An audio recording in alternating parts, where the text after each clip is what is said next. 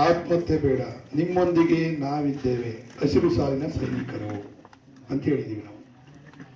ಇದನ್ನ ಈ ಮಲ್ಲಳ್ಳಿ ಗ್ರಾಮದಿಂದ ಇಡೀ ರಾಜ್ಯಕ್ಕೆ ನಮ್ಮ ಮಾಧ್ಯಮದ ಮುಖಾಂತರ ಕೊಡ್ತಾ ಇರೋಂಥ ಸ್ಪಷ್ಟ ಸಂದೇಶ ಇದು. ಇದನ್ನ ನಮ್ಮ ಮಾಧ್ಯಮದ ಗೆಳೆಯರು ನೀವು ನಿಮ್ಮ ಪತ್ರಿಕೆಯಲ್ಲಿ ಬರೆಯೋದ್ರಿಂದ ನೂರಾರು ಗ್ರಾಮೀಣ ಜೀವಗಳನ್ನ ಬದುಕಿಸ್ದಂಗಾಯ್ತದೆ.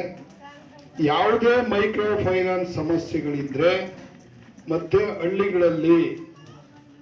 ಹಳ್ಳಿಗಳಲ್ಲಿ ಹೆಚ್ಚಿಗೆ ಬಡ್ಡಿ ವಸೂಲಿ ಮಾಡ್ತಾ ಇರೋಂಥವ್ರಿದ್ರೆ ಮತ್ತೆ ತರಕಾರಿ ವ್ಯಾಪಾರ ಮಾಡೋ ಅಂಥ ಮಹಿಳೆಯರಿಗೆ ಬೆಳಿಗ್ಗೆ 900 ಕೊಟ್ಬಿಟ್ಟು ರಾತ್ರಿ 1000 ರೂಪಾಯಿ ವಸೂಲಿ ಮಾಡ್ತಿದ್ರೆ ದಯವಿಟ್ಟು ನಿಮ್ಮ ಜೊತೆ ನಾವಿದ್ದೀವಿ. ಯಾವುದೇ ಕಾರಣಕ್ಕೂ ಇಂಥ ಕಿರುಕುಳಿಗೆ ಯಾವುದೇ ಜೀವಗಳು ಬಲಿಯಾಗಬೇಕಾಗಿಲ್ಲ. ನೋಡಿ, ಎಲ್ಲ ಕಡೆಗೆ ಒಂದು ನೋಡಿ ಸೂರ್ಯ ಮುಳುಗೋದನ್ನ ಕಾಯ್ತಿರ್ತಾರೆ. ಸ್ವಲ್ಪ ಜೋರ ಚಪ್ಪಲ.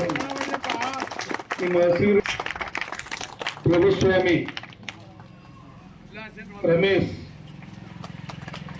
ರಂಗಸ್ವಾಮಿ ನಾಯಕ.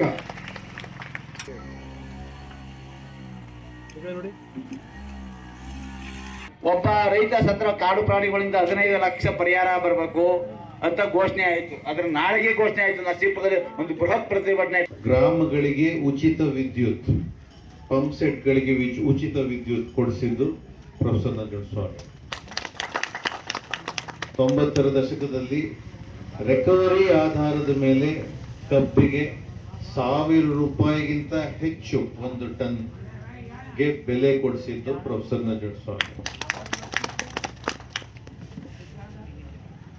ಸೊ ಪ್ರೊಫೆಸರ್ ನಂಜುಂಡಸ್ವಾಮಿ ಅವರ ಕೊಡುಗೆ ಇನ್ನೂ ಅನೇಕ ಇದೆ.